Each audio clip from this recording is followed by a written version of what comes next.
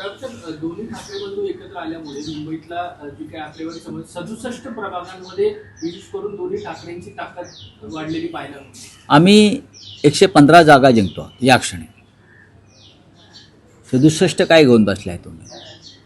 जो बहुमताला जो एक आकडा लागतो या क्षणी मनसे, महाराष्ट्र नवनिर्माण सेना आणि शिवसेना हे शतक पार करत आहेत.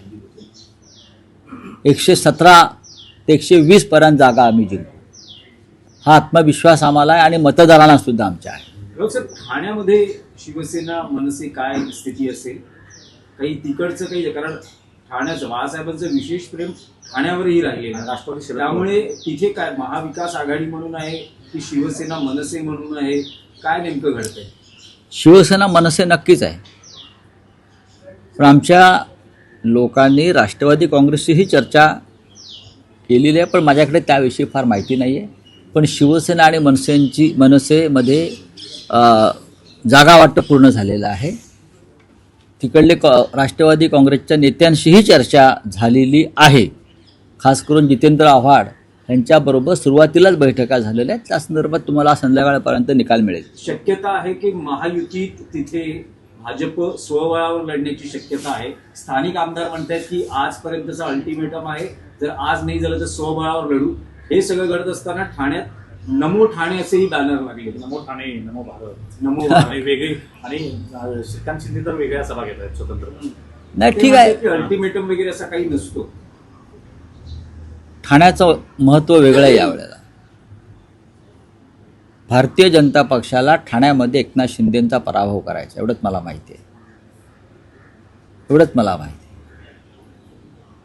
आणि त्या दृष्टीनं भारतीय जनता पक्षानं तयारी सुरू केलेली आहे.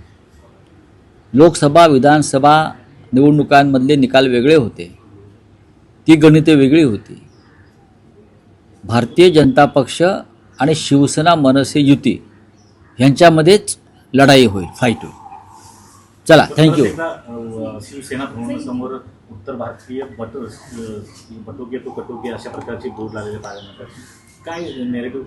हे भारतीय जनता पक्षाचे धंदे आहेत बरं का.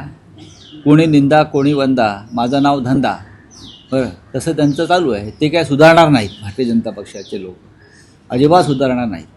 त्यांच्यासाठी खुनी, बलात्कारी, भ्रष्टाचारी ही त्यांची ताकद आहे, आणि त्यांच्या पक्षात असे सगळे लोक घेऊन हे अशा प्रकारचे धंदे करतात. चले, कुछ है.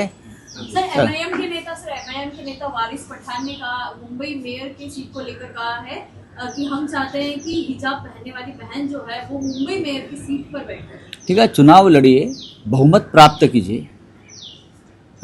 मेयर बनने के लिए बहुमत होना ज़रूरी होता है, तो आप बहुमत लाइए, 110 सीट चुनकर आइए और चर्चा करिए.